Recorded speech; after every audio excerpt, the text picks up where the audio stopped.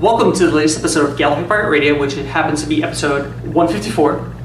I'm your host, David Lachamp, and I'm joined by my co-host, Drew Meyer. And sorry that the episodes have been sort of coming out sort of spontaneously. It's all thanks to health issues, namely my kidney stone that I'm still trying to give birth to. I was going to say sporadically, and speaking of sporadic, but anyway. Yes. So yeah, you're feeling at least better to do this, which we'll do. Functional. Yes. Just know that, our plan is to still get a weekly show out, yes. But the release date is going to be a little wibbly wobbly for the next. Timey-wimey. And timey-wimey. Yes. For the next little bit. Oh, okay. So where do you want to start? A lot has happened since our last episode. So much ridiculous amount of stuff. And we're also kind of shooting this on the fly today, so it's going to be a really short episode. But obviously the big news since the last time we were together was the trailer drop. The trailer. Which halftime at the World Cup final. And we were correct about that time. Because if you look at the last episode, we had a mysterious date and time. Mm-hmm. We were assuming it was going to be the trailer drop, but there was still a chance it might have been a missing episode announcement.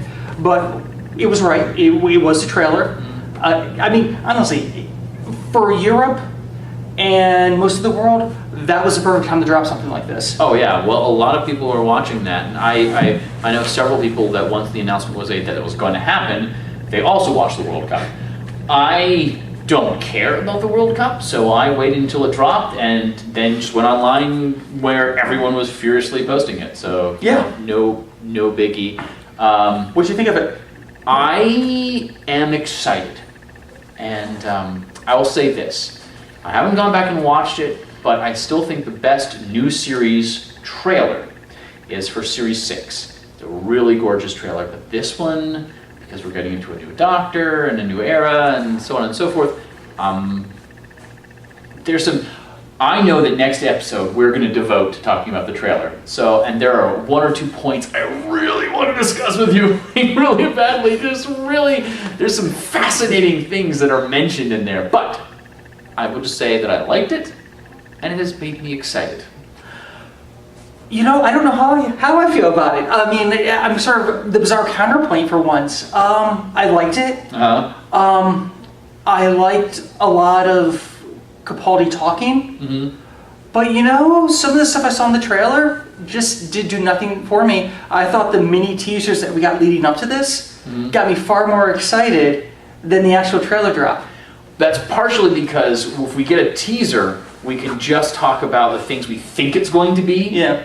And it could be anything, whereas you actually show concrete evidence and visuals, then we know we're a little bit more limited to that. Well, yeah, and I also know that they're doing something different now. It's a different tone, hopefully a different genre in the sense that we're not going to get a fairy tale. It's going to go more Hinchcliffe era horror, hopefully. So it's, there are lots of things I love about the trailer. Don't get me wrong, especially Capaldi's dialogue, some of Clara's dialogue, if there's any actually. Now that I'm thinking about it, There's two. But I don't know some of the images. But of course, we will devote a lot more time. We'll go frame by frame through it. So we'll watch it. You'll see your analysis of it, and then we'll pop them up here on the screen and show you frame by frame and tell you what we know for sure about it, and then what we guess. And remember, we don't know anything more than you do.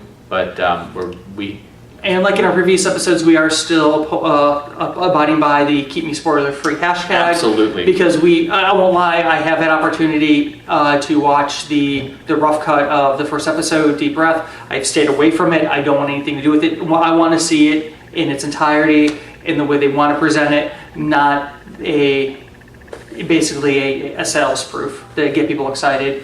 Sales departments, because sales departments don't care about special effects. They just care about the story and things that they could pull out of it to sell the episode to other markets. And since we're talking about how I think last time we were talking about the electric cinema in Britain, they still haven't made their announcement yet. I know that their embargo is almost over, so they can actually talk about what's going on. They claim it has nothing to do with the new season, but it's going to involve Doctor Who. Maybe they're going to be showing some classic episodes or some older New Who episodes on the big screen. We don't know. I'm excited. Having seen several episodes on the big screen, it's really a great thing to have that group experience. Yeah. But We'll find out, and we'll let you know as soon as we know. Yeah, and the thing is, I'm hearing rumor that there's a really good chance that more and more theaters will be picking up Deep Breath to actually show in theaters. If we hear about it happening here in the States, we will let you know, because we will be there ourselves. Sure, of course. Now we jump. Omni-Rumor returns. There's no graphic, no logo there, but I just wanted to do the turning. It's been a long day. Yes. We're going to talk about Phillip Morris. You're going to talk about Phillip Morris. I'm afraid I don't know anything about this. In brief, what was it? A couple of days ago, I think midweek, Phillip Morris decided, actually it was last weekend, Sunday maybe, I can't remember, decided that he was going to participate in a Q&A on the Doctor Who Missing Episodes discussion group on Facebook. It's a private group, but not a private group. You actually have to send a request in to become a member of this group, and they pretty much let everybody in. I guess they're just trying to control certain aspects of it so they can actually boot people if they cause problems. But he was kind enough, and he spent several hours answering some questions that the people on the the board had. And there was a lot of backlash to this after the interview, because everybody wanted him to definitively state yes or no. This is what it really boils down to. Are there more episodes? Here's the thing. It was clear from this interview that anybody that knows anything about, as we talked about before, NDAs, the non-disclosure agreement, he was so under a non-disclosure agreement, it wasn't funny. Because, his stuff was carefully worded, carefully phrased, that he couldn't say stuff that he couldn't say. Otherwise, most likely £1 million embargo on him, a penalty for doing this. I think he handled all the questions well. I think this is him in his best form so far. Because I've seen him get into little tiffs with Ian Levine on the same message, on the same group, and stuff like that. But I thought Phillip handled himself extremely well. He answered all the questions that were presented to him to the best of his ability. I think they were quite informative. Since I can't just link you to the interview, there will be on our Facebook page and our website a transcript of that interview, because I think it's fascinating reading. I think one of the interesting things is that when they released everything with Enemy of the World and with Fear, he was still over in Syria, or Sierra Leone, and it basically painted a big target on his back, because he no longer had the anonymity of being who he was. Now he was this famous-esque figure. And also shortly after that, that's when we got the special letter from the BBC saying that he is working as one of their agents to recover this material, both Doctor Who related and any other cultural finds, be it Dad's Army or any of the other TV shows that were bicycle chained or sent overseas for sales and are just sitting in these foreign film banks. But no, it was really interesting, and honestly, he came off as a really likable, really nice guy. And anybody out there that is, saying, "Oh, he didn't tell us anything," this was all propaganda. Take off your glasses of conspiracy, of Omni-Rumor, and just actually read what was presented there. And it was really, really fascinating. And like I said, dude was totally under a non-disclosure agreement. I can tell you right now with the way he was talking. And and knowing that, a lot of what he said, I'll say this. I have a lot more hope now that they are working towards more missing episodes than beforehand. Because they've now, from what I can tell, moved to private collectors, people that might purchase stuff from these stations, things like that, and they're looking everywhere right now. And there are a lot of rumors going around right now that there's somebody in Australia that they found. There's some more stuff possibly maybe coming out of Tokyo and the Philippines. We just gotta wait and see what happens. Does it happen? That would be sad. But listen, it wasn't for Phillip Morris, and I will defend him on this. We wouldn't have Webb, and we wouldn't have Enemy of the World. Right there, that's proof alone that Sure. it's been well worth it. And like I said, read the interview, read the transcript. Join the group. It's an interesting group. I think one of my favorite features about the this particular group on Facebook is there's somebody out there that has tons of images from episodes that I didn't know those images even existed. So it's really cool to see Ben and Polly, in scenes that I never thought I'd ever even see that. It's a good group. You should check it out and read the interview. I think it's very illuminating. Okay. Yes. I probably won't be doing that because I'm going to be too busy on Facebook playing Doctor Who Legacy. Yes, Doctor Who Legacy. I'm so excited. You're playing now. My 2 or 3 month dry spell, not having the technology to play it on my phone, is over. I don't have a new phone, but I do have the Facebook game of Doctor Who Legacy, which, boy. So I just want to get out with pros and cons. Yeah, go for it. I only have one con, only one, because it's, I believe, and Lee can tell us otherwise, because it's designed to be on a phone, and the phones are vertically centered. When you're on a regular monitor that is a horizontal screen, you cannot see the entire field. So I can see all of the jewels, but I can't see the top. Now that doesn't normally matter, with the exception of being able to click on enemies that I want to target, counter the time countdown, or poison counters. Those I don't get to see, and if I spend the time scrolling up, it messes my game. That is the only con, and now, all things considered, that's... Have you played it at home yet? Yeah. Okay, so you're still having, because I know on our computer, the computer that you're playing with it here, it is a widescreen monitor. Yes, and the computer I play at work, it is as... It's a widescreen. It's the same thing instead of the house. I've tried taking my screen and turning it sideways. It just doesn't seem to work. Actually, have you tried Control Alt Up arrow or side arrow and then twist it?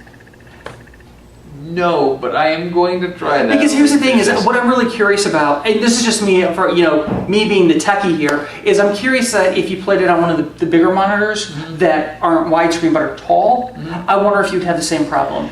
Well, here's the thing. I'm not going to buy one of those. So my one con for it is on my screen for a regular computer. There's that. Now I have attempted to, and you might have tried this at home, and they might have changed this, and if they haven't, I'd like to talk to Lee about it. I did attempt to zoom in, or zoom out, so we're getting 75% of the screen, and it immediately sends in, please bring it back to 100% of the screen. Not a big deal. Now, I would like to talk about the things that are pro with this, because I know we want to make this a short episode. But I just have one more question about that, because I'm really fascinated by this whole size thing, because I've run across other Facebook games. David, the size doesn't matter. It's how you... No. Yeah, I know. Have you tried changing the resolution of your screen to make it smaller, like that? Yes. Okay, and it's still not... It has to bring it back up. No, not shrinking the size, but the resolution. No. See, we're going to try some of this stuff because I am really curious, because I'm wondering if that's going to solve your problem, because I'm the nerd techie and I love trying to figure out tech problems. But yeah, so let us talk about the pros, and then we'll get to some other really cool updates with Legacy 2.2. Absolutely. Yes. Okay, so the main thing, the pros to Facebook game. The number one is I'm already going to be on Facebook for about an hour a day anyway, so being able to get the updates and along with the newsletters is fantastic. But what I really enjoy is the fact that my big, clumsy, giant fingers, which normally I don't have the fine tune to grab a jewel and move it to where it needs to go with my small screen on my phone, with Facebook, using the mouse allows me a much more fluidity. Yeah. I'm finding that I'm able to beat levels much quicker than I did before. I think what the game is meant to be, how it's meant to be played, is realized a lot more efficiently on Facebook than it is on the phone. And at least is for me. If I had small, dainty fingers, I have much smaller, daintier fingers. Yes. So, so I'm enjoying it. I've sped my way through Series 7 very quickly. I immediately bought the Adipose collection. I have a team of... they released a code to get all the doctors and all the new outfits very early on, which is great because I'm still checking in every day on my phone, getting the daily benefit, and then signing back off. And it still takes 5 minutes to sign on. So that's a pain. But with the 2.2 expansion, I really enjoy the daily gifts. It's very fun. But I don't bother trying to find new characters. I've had the same team, which has included the 8th Doctor as my main Doctor, the Adipose team, and then I will switch out either the yellow or the black Adipose for either Spoonhead Doctor or Jenny Yeah. for color changing. So I'm going for this run, instead of having a kind of healing and damage team, it's all about color change, and I'm really enjoying that. It's fun, and it makes the brain meats work. Well, I'll say this. I have definitely, the further I've gotten into the game, the color change element is key to beating levels. I mean, sometimes I'll have people that will, change it all one color, and then have another guy that will be able to change it all back to a different color just to get maximize the amount of gems that are the same color, because it really does come down to causing that damage that you have to do. And the Adipose and Toby or the Spoonhead Doctor, any character that gives you that, gives you a great advantage, because right now I'm going through and leveling up characters that aren't like that. I'm just trying to get more stars so I get unlock more of the perks. And I'll tell you, I miss having the ability to change those colors. It makes a world of difference. Sure. Especially strategy-wise. Yeah. I forgot what I was going to say, but there you go. So along with that, yesterday we saw the release on July the 23rd of Titan's first issues of a 10th and 11th Doctor comic. Now, of course, we know that Titan, makers of those fun little Titan blind box figs, has the rights for Doctor Who. IDW does not anymore, so there has been kind of a gap for those of us who read Doctor Who comics. They, of course, released a lot of the old IDWs on the bundle pack. That's pretty cool. And I know you got that and you love it. All of them. I managed to snag most of those trades in the hardcover forms very cheaply, so I'm doing it old school. I like it because I like to get things signed. I just did it because they were giving out codes for Doctor Who Legacy. Of course. And, it was a good cause. And absolutely, and I would be happy to donate that money too if I had it. That being said, we got a 10th Doctor and 11th Doctor comic. Now, have you read them? I have, but let's finish up with Legacy really quick. Sure. Here are a few little updates for your dual colors if you're interested. Okay. One I had to pick up really quick because it just dawned on me that there was no previous version of this Doctor. Let's explain what you mean by that. I'm getting there. Okay. For those of you that play, they're dual colors. And one of the cool things is figuring out what the second color for characters are. One that just popped into my head was the first Doctor. Because all the Doctors, their dual color is based on the previous Doctor. There is no previous Doctor for the first Doctor. So I was like, I wonder what color he would be. And he turns out to be, he's a blue-yellow. Yeah. Yellow being his second color. Yes. We haven't gotten him unlocked him. I think that's pretty much all that's there. Some other interesting ones that I've unlocked recently was Toby from Satan Pit. Satan and the Impossible Planet. Yes. Incredible character. Talking about being able to change colors. Yeah. He changes blue and pink to black. Whoa. And he's a black. He is a black. That's interesting. I almost have the TARDIS up there. I can't wait. And I'm also close to. Can I assume that the TARDIS is blue? This is the Smith. This is an interesting thing, and I'm going to ask Lee about. Since this is Smith's TARDIS, and technically Capaldi's TARDIS, are we going to see a Tennant TARDIS, a 8th Doctor TARDIS, a War Doctor TARDIS? Are we going to get like the classic TARDISes? But the TARDIS that you have, is it blue? Yes, it is blue. Okay. Yeah. And the cool thing is, how when the icon shows that it's ready to go and it flashes, it looks like it's coming from the light. Top. Oh, that's cool. It's gorgeous. I'm almost there. And actually, speaking of Titan and Doctor Who Legacy, what we got yesterday was codes for the new companions. Sure. For the comics.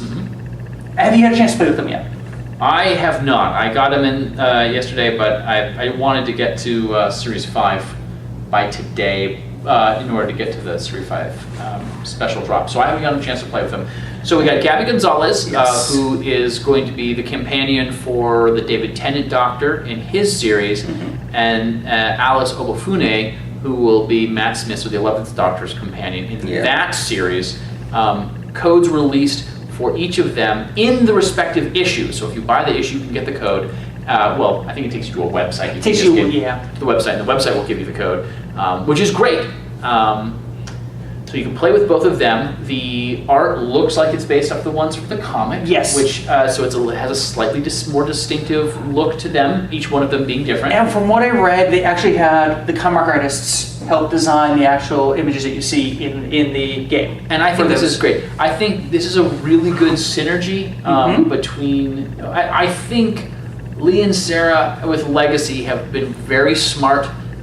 This is a really good idea, teaming up with Titan. I'm looking forward to this was with the Titan comics. If you produce, I'm probably going to buy the comic anyway, but there's a chance that I might not. Who knows what's going to happen financially? But if you provide not only a quality comic, which is as good as these first 2 issues I've read, and you include codes in there for Doctor Who Legacy, a game which I'm more than happy to play, you have me sold. I will happily pay that money to do that. So bravo to both firms for putting that together. And I gotta say, one thing I really like about the comic is that varies greatly from the IDW stuff. And I think it harkens back to the Doctor Who comics over in England. These are original companions. You know, like the comics over in England, you know, we didn't have the Doctor trailing around with people from the TV show. They were always new companions. Absolutely. And I think that's one thing I really like about it. And both issues start off very, very strong, very well paced, and I'm excited to see where they're going to take us. But just to let you know a little bit more about the Legacy side of things, is Gabby is a red character. I almost have her to a dual color, and then next time we'll be able to tell you what the dual color is. You've spent a lot of time on this game. There's certain places in the fan area, because I do have the fan area unlocked. That's true. That will really kick experience really fast. I haven't played any in the fan area. And then for Alice, she's blue. Yes, makes sense. Alice is cool because what she does. She converts crystals to blue, doesn't she? Yeah, she converts pink gems to blue right now. So that tells me that when she goes to dual color, she's going to be turning 2 colors into blue, which is great for the 11th Doctor. Oh, so yeah. if you team them up together, Yeah. you're going to look for definitely making the board blue, which is very cool. What does Gabby do? And Gabby is very similar to Davison, where at the level I have her at now, basically when you use her power, she will drop red crystals up to 10 at the level I'm at now. So if you do something massive, like change the board a certain color, it clears that out. Then you drop a whole other thing. I mean, you're doing almost double damage on a board, and it will devastate just about anything. Yeah, that's really good. Yeah. That's very cool. Also, for San Diego Comic-Con or Comic-Con International, I can't remember what they're calling it these days, they've released exclusives. If you visit various booths at the Comic-Con, you can get exclusives for outfits for Gabby. Not for Alice yet, but for Gabby. The folks at Doctor Who Legacy were nice enough to set us up with codes. The first one for a new outfit for Gabby, and if you look at her profile, she's got about 6 outfits that you should be able to get, all of them based on the comic. Fantastic. You can get at least a couple of outfits from the newsletter. They're going to release one for Twitch, and then on Saturday, Twitch is right now literally going on as we're recording this episode. And the cool thing about the Twitch code is not only will it give you an outfit, it will actually give you Gabby as well. That's cool. It's a dual code, so you'll get both of them. Not Alice, just Gabby, and one of the new outfits in the Twitch thing. Strange enough, going on right now as we're recording. And then on Saturday, we'll be getting another outfit. So that's nice. So for those of us who can't make it to San Diego, thank you, Doctor Who Legacy team. Yeah. Tiny Rebel Studios for doing that for us that can't go out there. Do you want to talk about the comics, or do you want? Because I know we're probably running a little bit of time. I mean, I like the fact that Alice, librarian. It's about time. It is about time. Sorry, library assistant. Okay. To anybody that comes into a library, the person working behind the desk, I've done this for years now. They're a librarian. I only give that because I'm directly quoting what the I was waiting for of the 2 stories, I liked the 11th Doctor story better with Alice.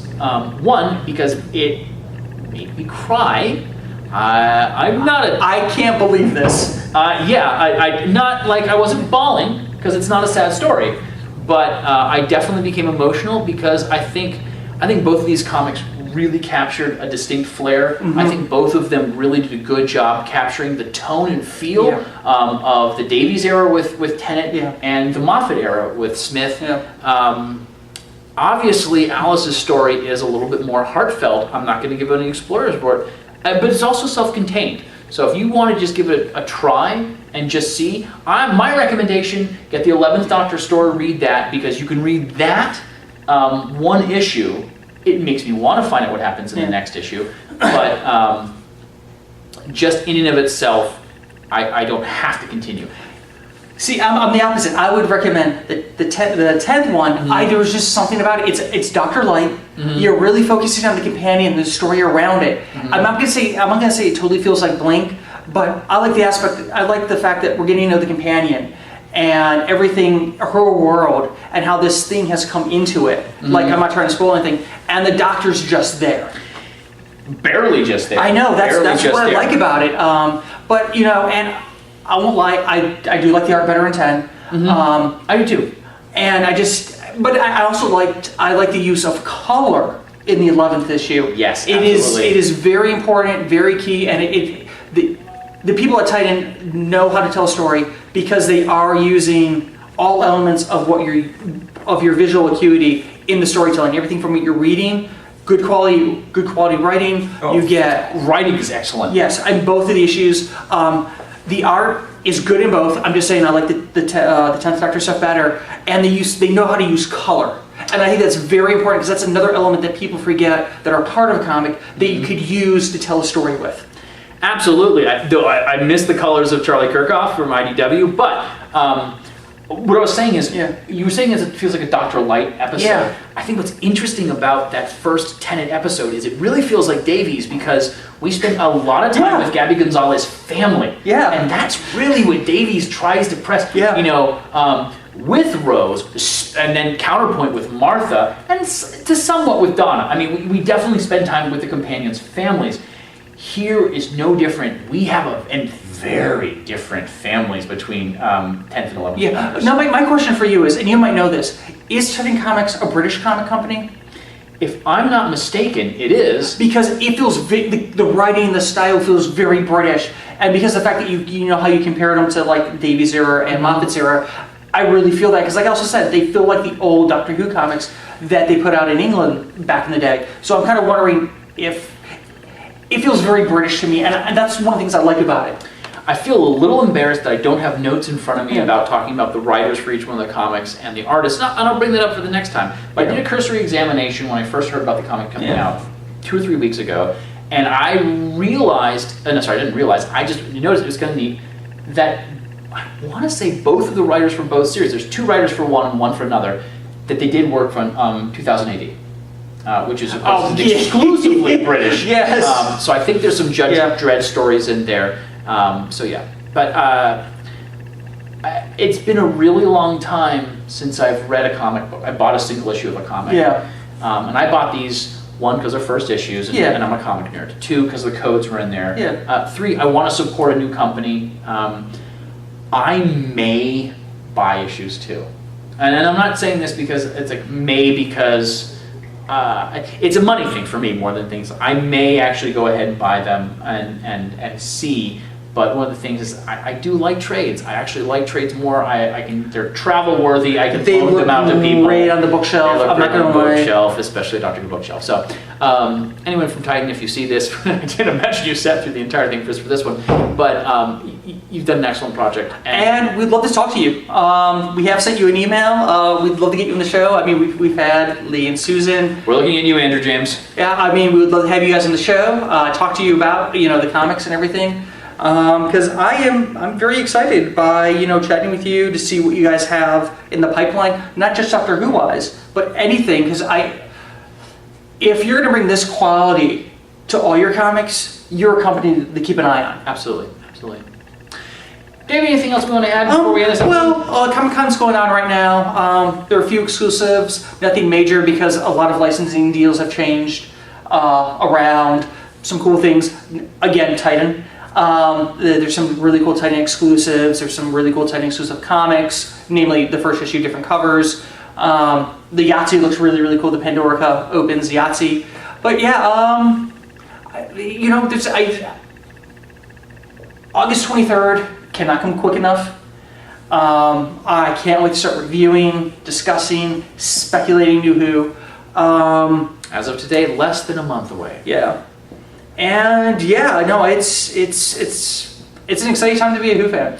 This weekend, this Saturday, is Doctor Who Comics Day. Find your local comic retailer. They've got all sorts of specials. You might not be able to get the comic. I know we're sold out around here, but there will be all sorts of fun specials. So, that being said, until... So, I mean, because we're local and because we do have people that watch locally, do you know if Acme's doing anything? Acme is... Actually, Acme Comic Presents, their smaller shop, is doing something. Awesome. So if you actually drive by there, they have a big sign for it. Oh, cool. So you should. I know you have trivia tonight. You should take a photo, put it on our Facebook page. Oh, of the Acme the Comic Presents? Yeah, Oh, yeah, why not? I mean, yeah. I thought you were talking about trivia because I will be dressed as Batman. And I have nothing more to add to that. All So right. this is GPR signing off until next time. Peace.